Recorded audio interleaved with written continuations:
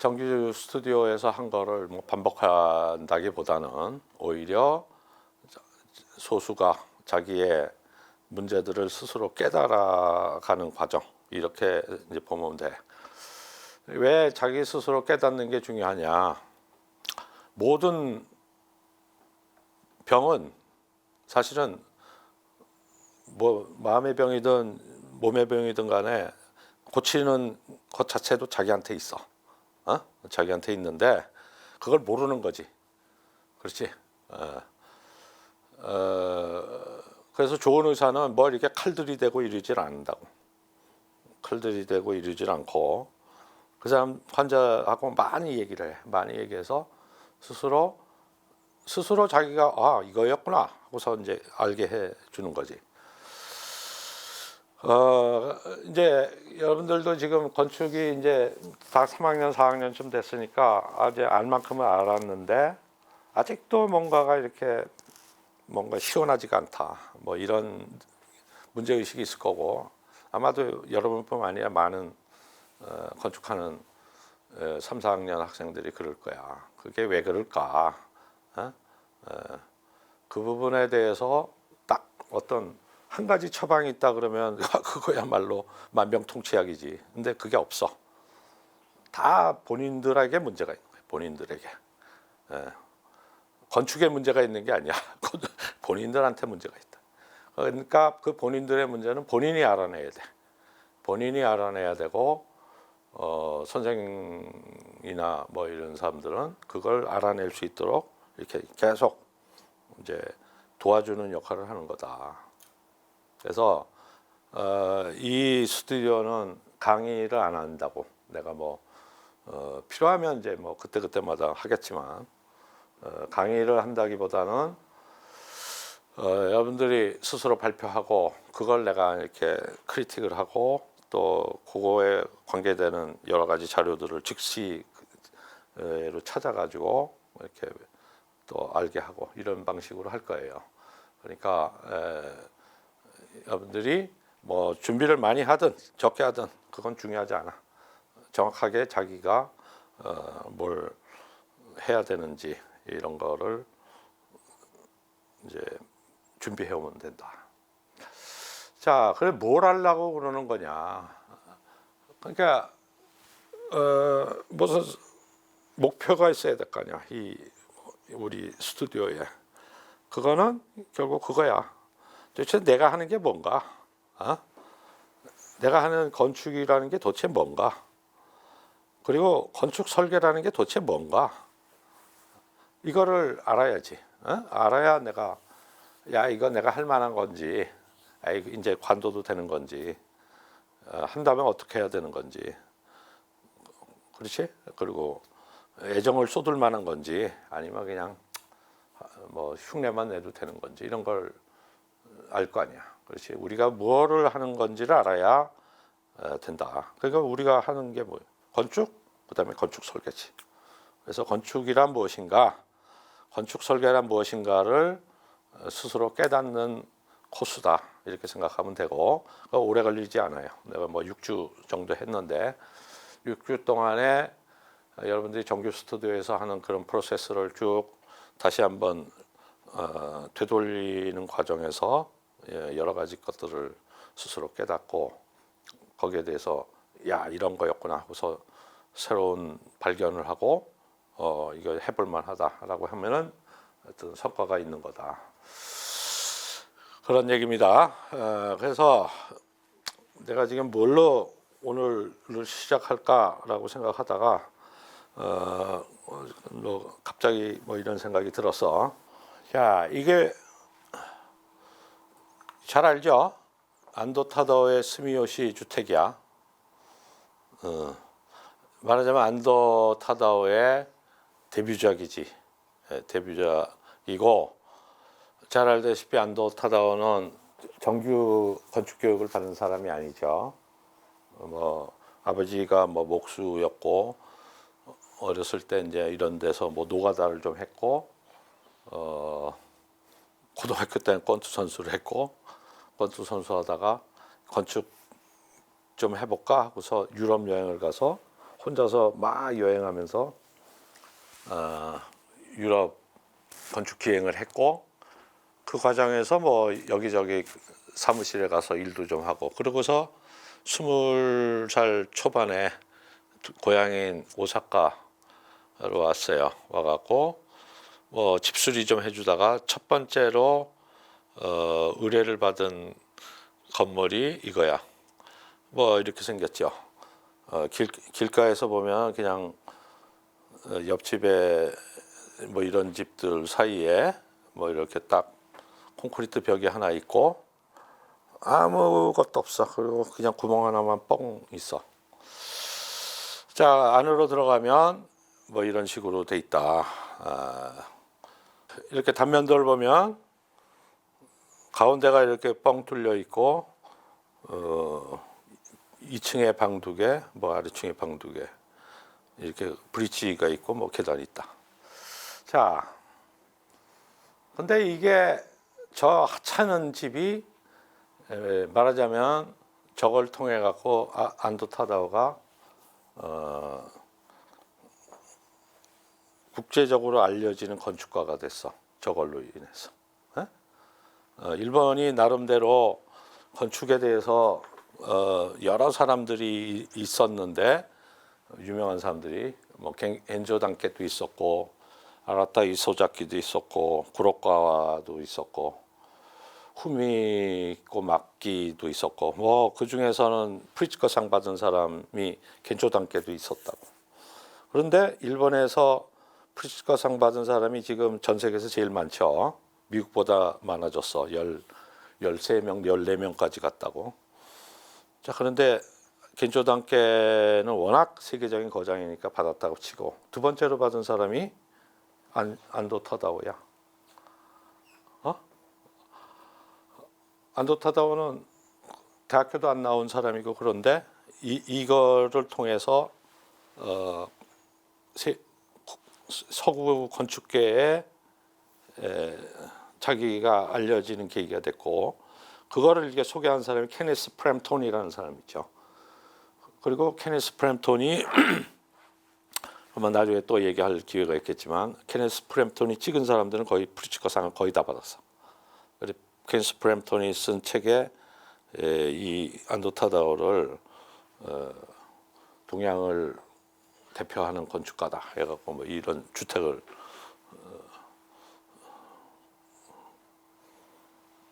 소개했어요. 이게 왜 의미가 있어? 응? 한번 얘기해봐. 무슨 의미가 있어? 왜 이게 서구 사람들한테는 와 이런 거가 됐을까? 뭐가 특별한 게 있어? 뭐 아무것도 없잖아. 그냥 콘크리트 뭐 제대로 뽑은 것 같지도 않고 아주 뭐 말하자면 험불하다고 하는 걸 떠나서 막 누추한 건축인데 왜 저거에 이렇게 했을까? 얘기해봐. 막 얘기해야 돼. 여기서는 막 얘기해야 돼. 되는 대로 안 막 되든 맞는 값을 내가 얘기하는 게 아니야. 세상에 건축에는 맞는다라는 게 없어. 수학이나 물리학이나 공학에는 맞는 게 있어. 건축은 맞는 게 없어. 이것도 중요한 여러분들의 그건데 맞는다라는 게 없어. 내 생각이 있을 따름이야.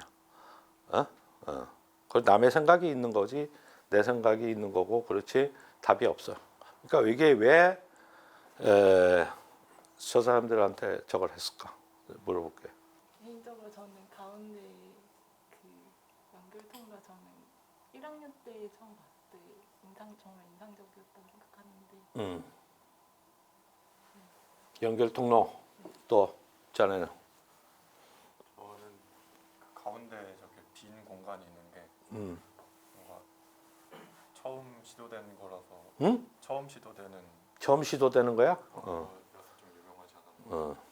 너는 저도 비슷한 맥락인데 그 가운데 중정을 통해서 클라이언트한테 뭔가 새로운 그냥 그런 공간, 자연을 열어주는 공간을 만들어주는 시도가 좀 파격적이었다고 생각합니다. 다 비슷하지. 또 다른 얘기 있죠? 없지. 이제 이렇게 상투적인 얘기가 나오면 이제 수많은 얘기를 덜었어요. 한옥 다 가운데 뻥 뚫려 있어. 유럽에 있는 모든 도시에 있는 블럭 다 중정이 있어. 중정을 패티오라고도 하고 코트라고도 하고 다 있어. 어? 이것도 뭐 그거야. 조그만 땅에다가 건폐율을 찾으려니까 꽉 채우면은 건폐율 100%가 되니까 건폐율 뭐 60%든 하려니까 여기를 비운 거야. 뭐 중정 만든 거지. 그것만 갖고서 저게 저렇게 됐을까? 아니라고. 자, 이거는 단독 주택이에요. 자, 보면은 여기에 화장실 있고 식당이 있고 여기에 무슨 현관 들어오자마자 있는 좌식 거실 비슷한 게 있고 2층 침실 하나 있고 자녀 둘 있는 방이 있고 그렇지? 아주 좁디 좁은 집이야. 집 중에서도 아주 정말 어떻게 보면은 빈민주택 같은 집이야. 자, 그런데 여기에서 이것이 얘기하는 건 뭐냐면, 자, 이 부모가 자녀 방으로 갈 때 어떻게 가냐면 이걸 통해서 가지. 가면 어떻게 해? 비 올 때 비 맞아. 응? 비 맞아. 비를 맞아라라는 거야. 중정이 있는 게 중요한 게 아니야. 집 안에 있어야 될 복도를 집 바깥으로 끌어다 놓고 비 맞아라는 얘기야. 그 얘기는 뭐야? 더럽게 불편하게 만들어준 거야. 실용적이지 않게 만들어준 거야. 실용적이지 않는 것에 대한 대가가 뭐냐? 집 안에서 하늘을 내가 볼 수 있는 거지. 소위 하늘, 조금 전에 자연이라는 걸로. 자연이라는 걸 내가 얻는 대신에 너는 비 맞는 거는 감수해라라는 얘기야. 그리고 이 얘기는 결국 무슨 얘기냐면 건축이라고 하는 거는 꼭 그렇게 실용적이고 편리하고 모든 거가 이렇게 하는 거가 건축이 아니야. 제일 편한 건 뭐예요? 아파트지. 아파트 안에 들어가면 잘 돼 있는 냉난방에다가 뭐 소리도 안 들리고 자 그러잖아. 그런데 그거를 여기서 못 하겠어? 하려면 하겠지, 그지? 얼마든지 하려면 하겠지. 그러나 이 사람은 이 작가는 이 비 내리고 있는 이걸 막고 대신 이 이렇게 오려진 하늘을 네가 살면서 보는 게 너한테 좋다라고 하는 일종의 자기의 세계관을 이 건축에다 실현한 거야. 물론 건축주가 그거를 받아들인 거지. 자, 여기서 케네스 프램톤은 뭘 읽었느냐면 건축의 어떤 정신적 가치라는 거를 읽은 거야. 건축이 그렇게 실용적이고 편하고 따뜻하고 좋고 번쩍번쩍하고 화려하고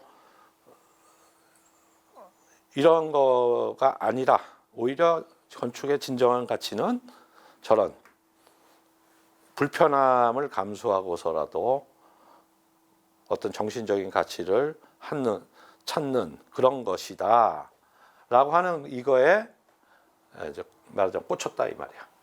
응? 그게 결국은 서양의 근대 건축에서 얘기했던 기능주의라든가 그 수많은 여러 가지 아주 소위 리니어한 이러면 이렇다라고 하는 그런 펑셔널리즘이라든가 이런 거에서 한 것, 그다음에 물질주의에 이렇게 말하자면 경교된 서양 건축 이거에 대한 하나의 대안으로 읽은 거지. 그러니까 유례 없다라는 거는 중정이 유례 없는 게 아니에요. 실내에 있어야 될 복도를 밖으로 끄집어낸 거고 방과 방을 이런 식으로 자녀 방과 거를 일부러 이렇게 멀리 둔 거고 집을 갖다 두동강 내 갖고 이 좁은 땅에서도 집이 두 채인 것처럼 하게 만든 이런 태도가 그들로서는 없었던 거야. 자, 이거는 왜 그랬을까?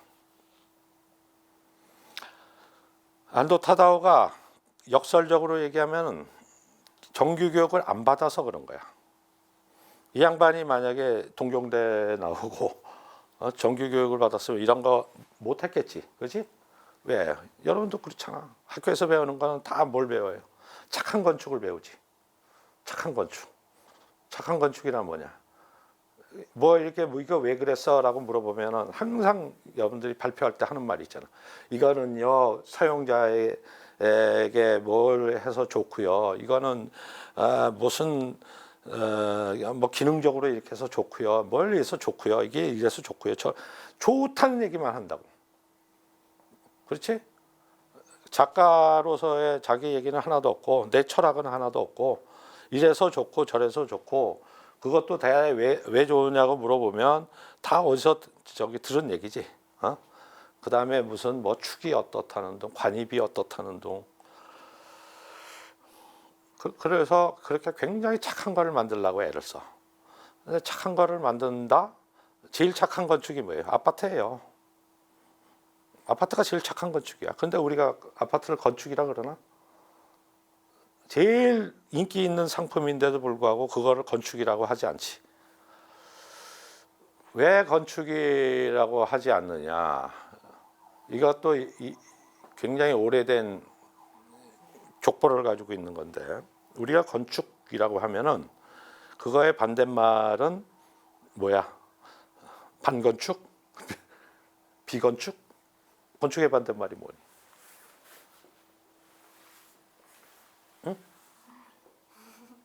건축의 반대말이 뭐야?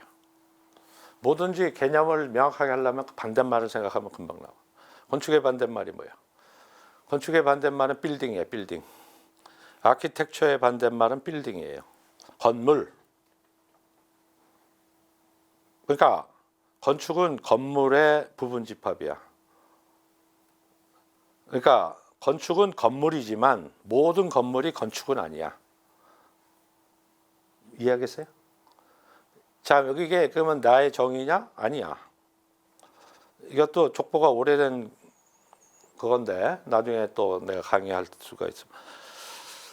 뭐 그리스 때까지 올라가지만 어쨌든 그 얘기는 다 그만두고 우리가 근대적인 건축의 개념, 우리가 예술로서의 건축이 예술이냐 아니냐 뭐 이런 논의가 시작된 게 대강 서양에서는 17세기, 18세기 정도부터인데 그때까지 아키텍처라는 말은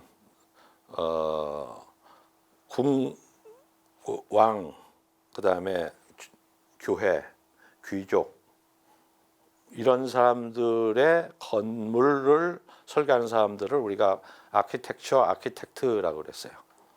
그러면 나머지 또 수많은 실용적인 건물을 짓는 것들이 있을 거 아니야? 그 사람들은 그냥 빌더라고 그랬다. 빌더, 아키텍트라고. 그냥 빌더라고 그랬어.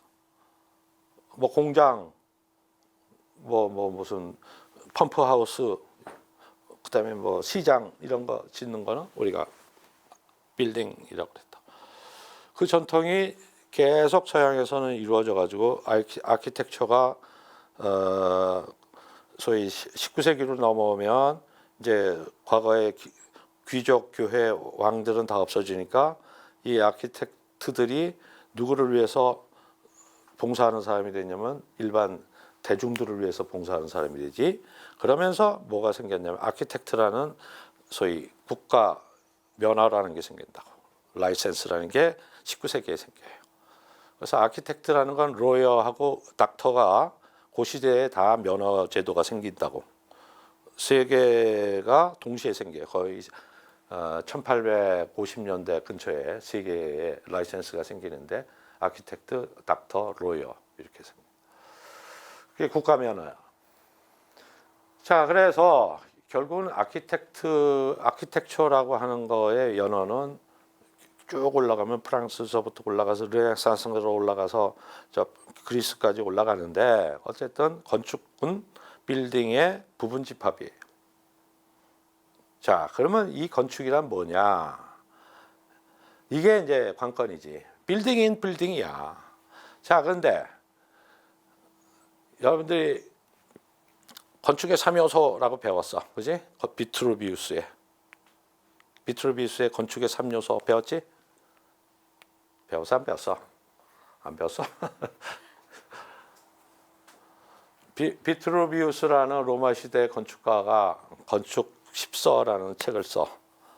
그 건축 10서에 보면은 건축의 세 가지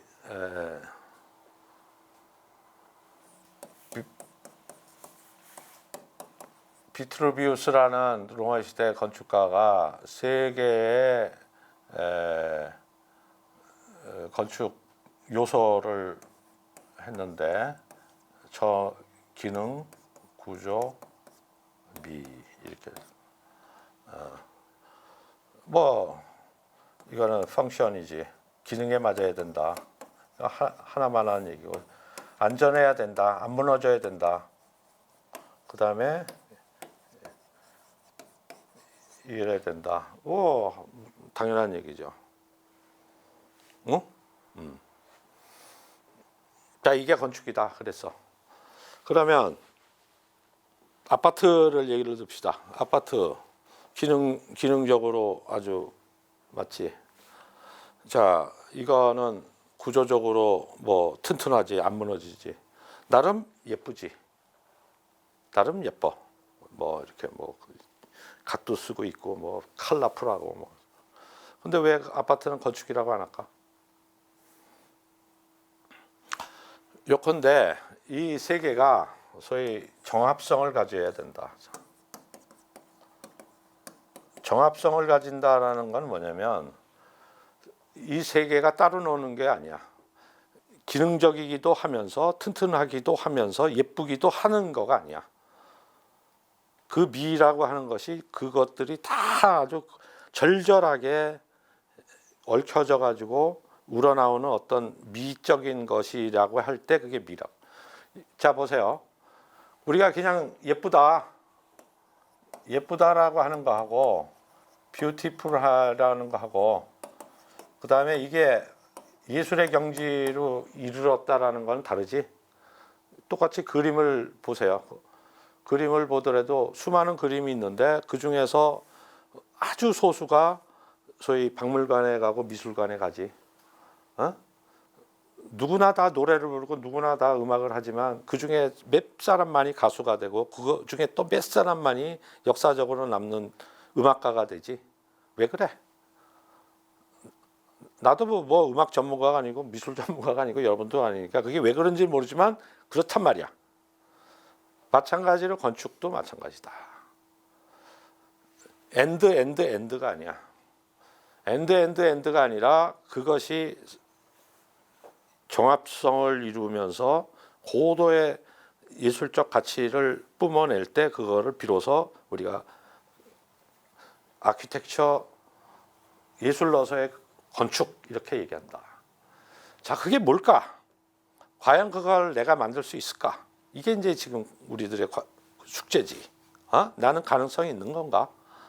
하면 되는 건가? 이런 걸 알아야 될 거 아니야. 그렇지? 그래야 그게 건축을 할 건지 말 건지를 정할 거 아니야. 자, 그게 시작이라 이 말이야.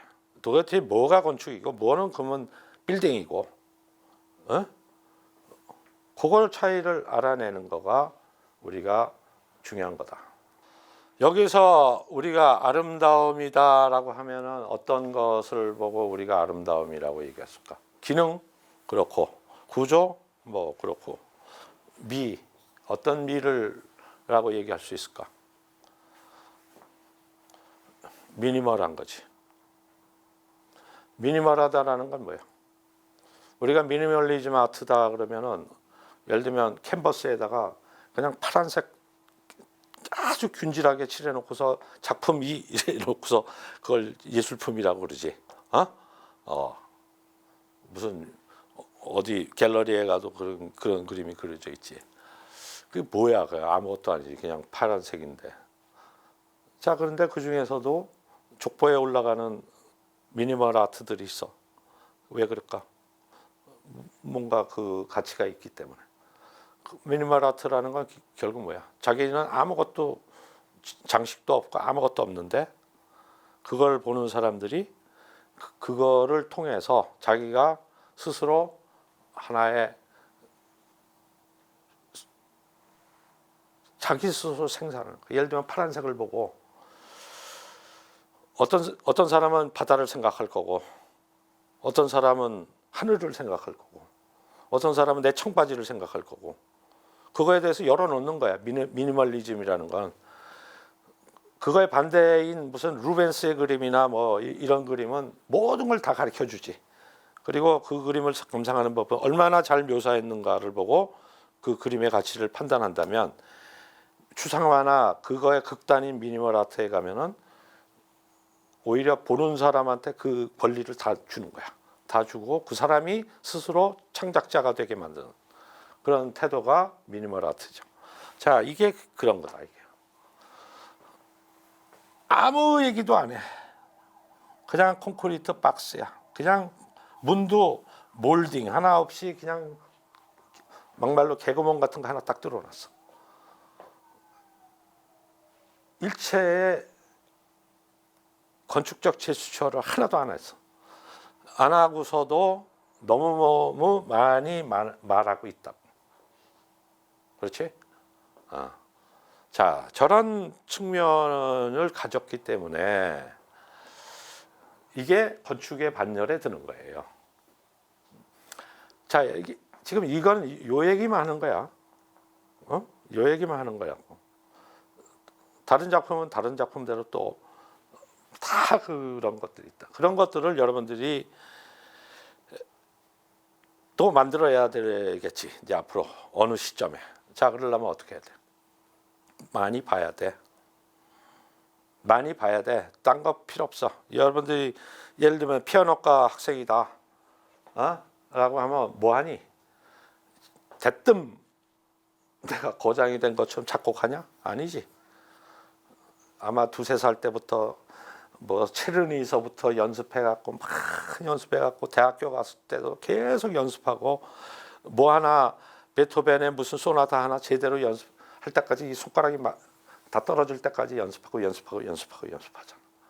겨우 그게 돼야 그 다음에 지거가 좀 나오지. 마찬가지예요. 건축도 대뜸 뭘 하려고 그러지 마. 내가 지난 시간에도 얘기했지만 건축은 창작하는 게 아니야. 우선은 피아노과나 미술학도나 우리 발레학과나 무슨 저 체육대학 학생만큼 생각해봐. 여러분들도 그만큼 해야지 겨우 뭐가 좀 보여. 그래서 내가 계속 얘기하는 게 건축은 머리로 하는 게 아니야. 머리로 하는 게 아니라고. 근육으로 하는 거야. 근육으로. 이제 설계 들어가 보면 이제 그걸 아는데 여러분들이 아무리 밤새 갖고 뭐 캐드로 그리든 뭘 해갖고 그려와 봐야 내가 이렇게 손대 갖고 짝짝짝짝 하면은 한 5초 만에 그게 싹 바뀌어. 더 좋게. 혹은 뭐 이렇게. 그게 왜 그럴까? 여러분들의 근육하고 내 근육하고 다르기 때문에 그렇다. 여러분들은 지금 말하자면 운동을 처음 시작한 애들이야. 그러니까 예를 들면 스케이트를 처음 신은 애야. 그러면 어때요? 스케이트 처음 신으면 넘어지지. 계속 연습하면 내 근육이 그 동작을 외우지. 자전거도 처음에 넘어지지만 딱 어느 순간에 갑자기 내가 알잖아. 이 자전거 타는 법을 알잖아. 그렇지? 똑같은 거야.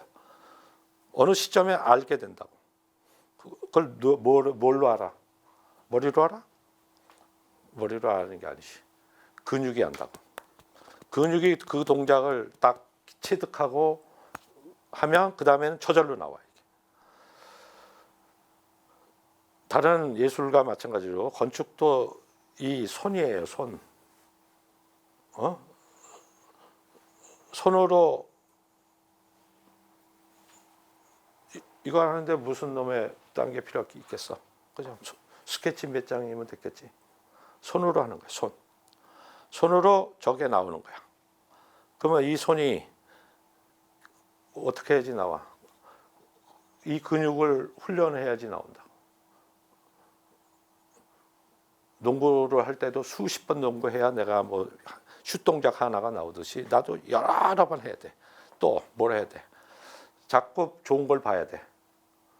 건축이 뭔지, 건축이 아닌 게 뭔지, 어떤 걸 보고 평가를 할 수 있고, 저거는 저래서 건축이고, 이거는 이래서 아니고, 이런 걸 내가 알아야 돼. 내가 보고 그걸 내가 할 줄 알아야 그게 건축을 하는 거야. 그래서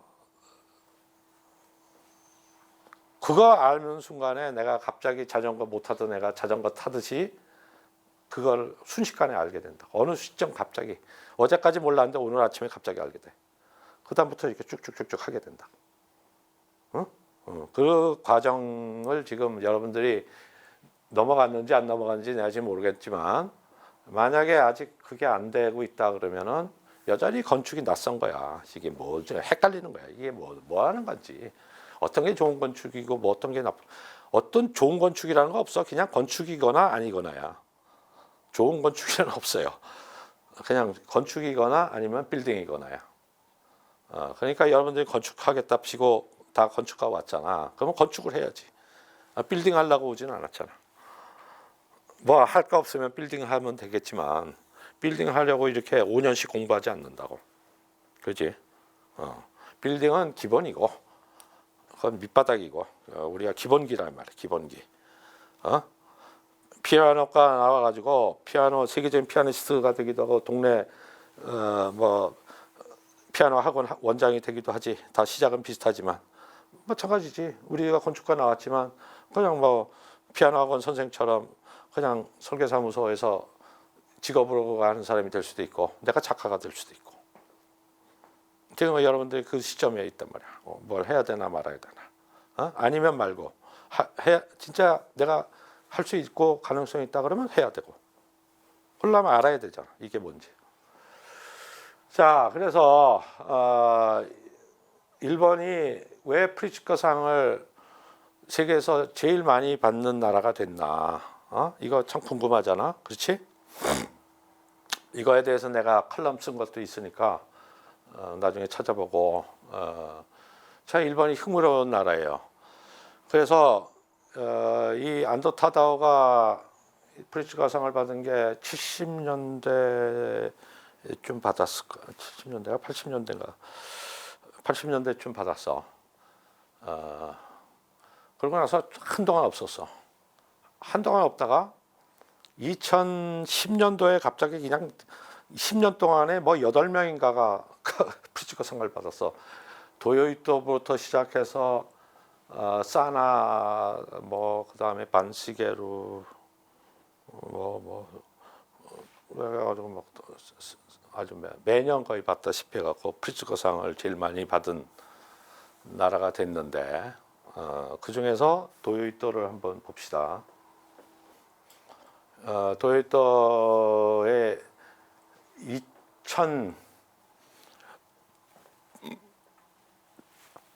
2004년도 작품이에요. 2004년도 작품. 자, 그러면 2004년도 작품이고, 요것도 2002년인가 정도예요. 사실은 도요이토가 그렇게 뭐 대단하게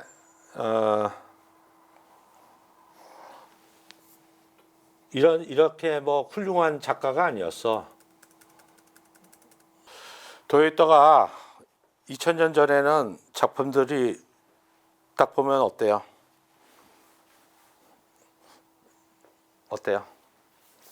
뭐 일부분만 뽑았는데 뭐 그냥 그저 그렇잖아, 그지? 이 사람 자기 그 포트폴리오가 있으니까 찾아봐봐. 뭐 그냥 평범한 작가였어. 평범한 작가. 그냥 전혀 눈에 띄지 않는 동경대에 나온 그냥 평범한 건축가였어. 자, 그러다가 갑자기 2002년도에 이게 브릭회라는 데 파빌리온을 만들고, 이거는 서펜타인이라는 영국의 유명한 갤러리 있죠. 서펜타인 갤러리. 저기 초대받으면 세계적인 작가라는 뜻이야. 2002년도에 초대를 받았어.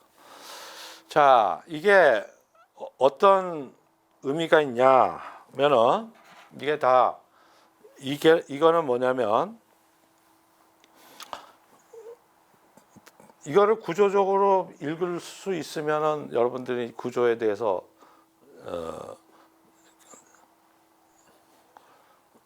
한 가닥 하는 거지. 이거는 이렇게 허니컴으로 되어 있는 이런 뻥뻥 뚫린 판이에요. 판을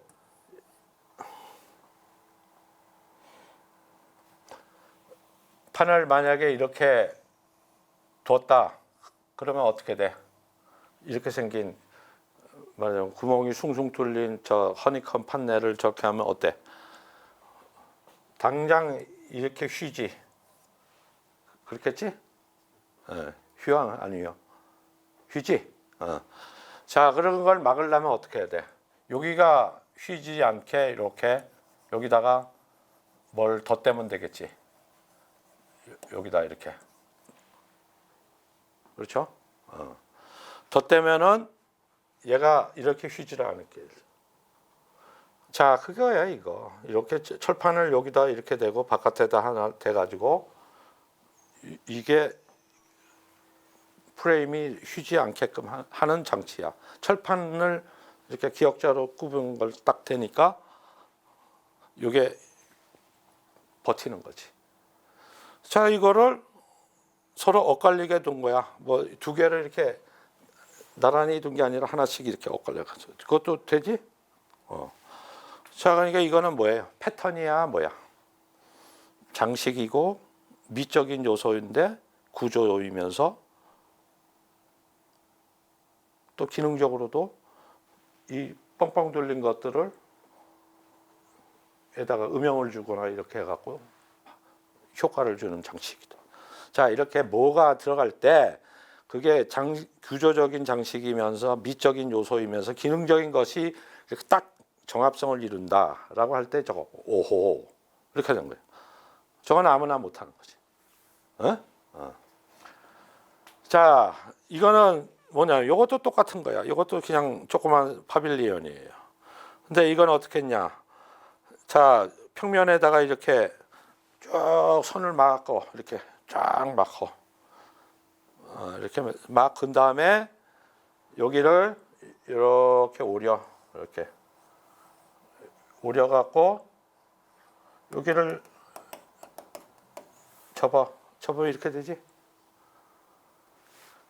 그러면 여기 솔리드가 구조가 되고 뚫린 데는 보이드가 되는데 그렇게 함으로써 저 자체가 구조가 되지. 구조가 되는데 이렇게 굉장히 아주 그 시대에 맞는 이 시대가 딱 2000년대를 넘어갈 때가 소위 말해서 직교적인 어떤 이런 그래픽에 대해서 다들 막 지겨워서 막 할 때지. 해체주의도 나오고 막 이럴 때지. 그때 딱 맞는 그게 나온 거야. 근데 막 한 게 아니지. 막 한 게 아니라 굉장히 구조적인 합리성을 가지고 저걸 만들면서도 미적인 어떤 그런 것을 얻어낸 거다. 궁금한 게 이거지. 왜 이런 평범한 거 만들던 사람이 갑자기 이렇게 됐을까? 왜 갑자기 뭐 93년도까지만 하더니 이걸 만든 사람이 갑자기 7, 8년도 안 돼가 몇 년 만에 이렇게 됐을까? 궁금하죠? 누굴 만나서냐? 이 세실 바몽드라는 사람을 만나서요. 이 사람이 세계적인 구조 디자이너인데 저 구조 디자이너를 만나면서부터 이 도요이토가 완전히 새 사람이 돼요. 그때까지는 그냥 뭐 구조하고 무슨 기능하고 이런 거가 뭐 그렇게 따로따로 놀고 있고 기껏 장식이랍시고 하는 게 뭐 이런 거 둥글둥글한 거 만들거나 뭐 X자 만드는데 저런 거야 뭐 늘 보던 거고 뭔가 특별한 거를 못 찾아내다가 이 세실바먼드를 만든 다음에 이렇게 된다. 자, 그러고 나서 2004년, 2005년, 2007년에 가면서 계속 이 사람하고 작업을 하면서 자, 이거는 뭐예요? 이것도 언뜻 보면은 나무지. 나무야.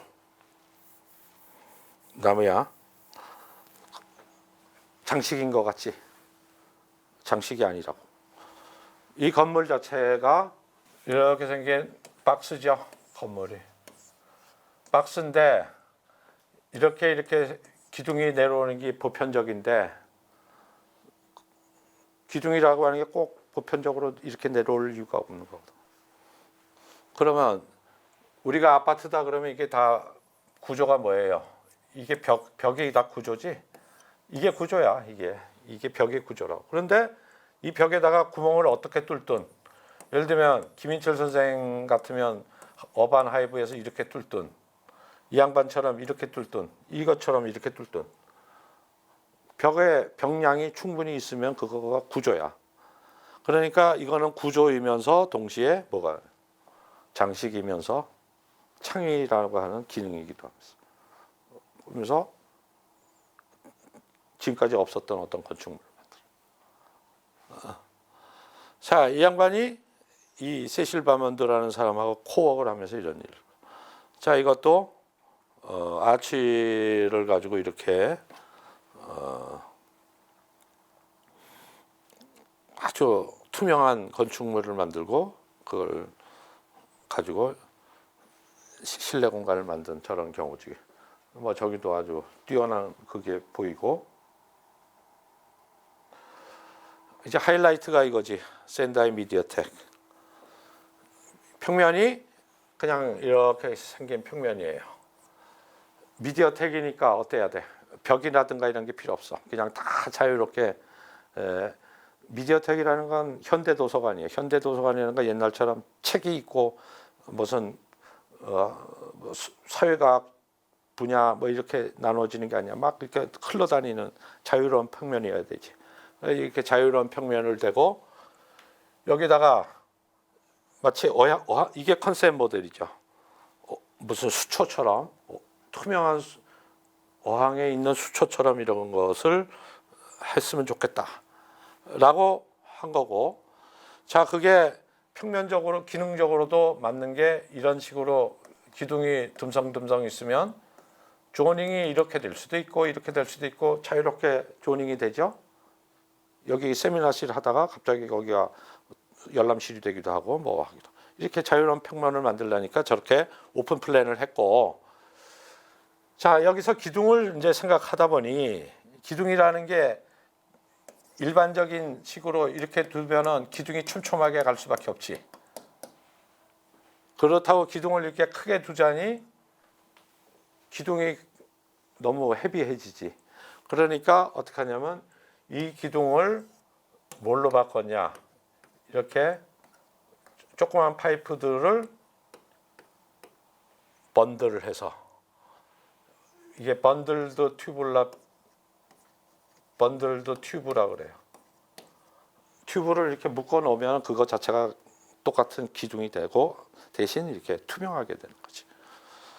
자, 이런 제안을 누가 했겠어? 세실 바먼드가 했겠지. 그렇죠?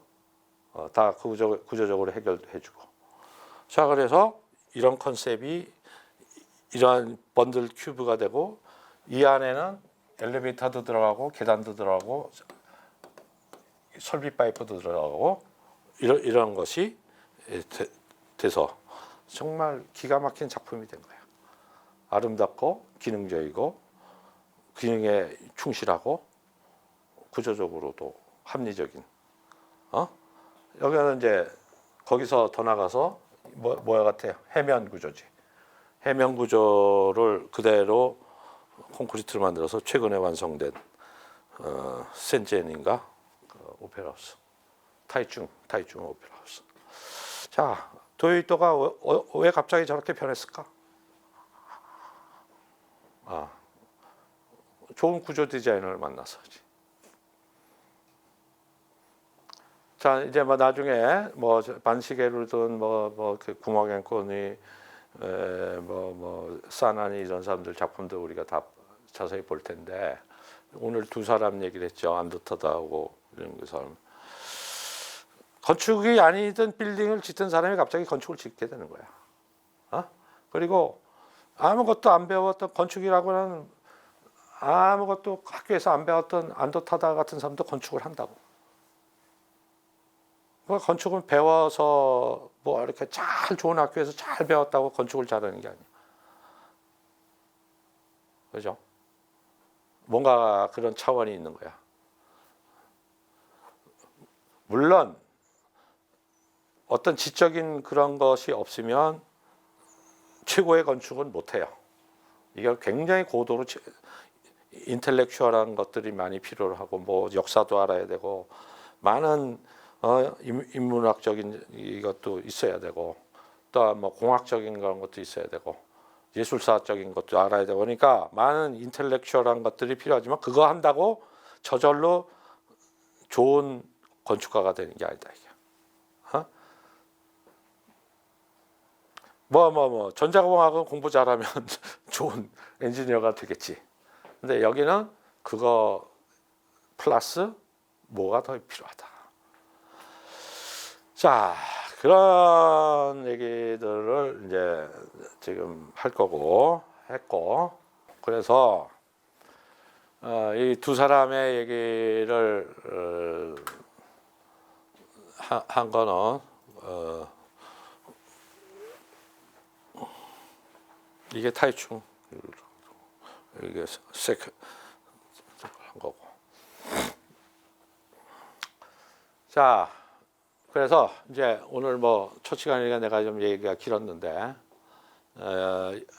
이제 여러분들이 준비한 얘기 내가 들으면서 거기에 대해서 이제 코멘트하고 이럴 거예요. 그래서 결국 건축을 한다라는 거는 예쁘게 아주 실용적으로 편리하게 하는 게 아니야. 그거는 기본이야, 기본. 얘기할 필요도 없는 거야. 얘기할 필요도 없는 거야. 그렇잖아. 우리가 음식을 왜 먹어? 배부르려고 먹지. 배고프니까 배부르려고 먹잖아. 그리고 영양분을 하려고 먹지. 거기까지 하면 그냥 음식이야. 요리 그러면 뭐가 돼? 요리 그러면 뭐야? 요리. 그건 다른 차원이지, 그지? 요리 그러면 다르다. 그리고 셰프 그러면은 그냥 쿡이 아니지. 뭐가 다르단 말이야. 뭐가 다른 거지. 그러려면 진짜 그거에 대해서는 비싼 값을 들이고 그것을 하면서 먹잖아. 마찬가지인 거야. 기본적으로 우리 음식이나 이런 것처럼 맛과 영양분과 뭐 배고픈 거를 충족시키는 건 기본이야, 기본. 건축에서 실용적이고 뭐 안 무너지고 뭐 또 예쁘기도 하고 한 건 기본이야. 그런데 그게 어떻게 이렇게 총체적으로 정합성을 이루면서 정말 소위 시대를 가르는 뭐 독특한 어떤 거가 나오냐. 이걸 찾는 거지. 그렇죠? 여러분들이 그거를 뭐 하루아침에 찾을 리는 없어. 그러나 그렇게 가는 길이 뭐다라는 거는 이제 좀 감을 잡아야 된다. 그래야 그 길로 계속 가면서 이제 소위 근육이 만들어진다. 그걸 할 수 있는 근육이 만들어지고 나도 언젠가는 이제 쫙쫙쫙 하면 그게 나온다. 알았죠?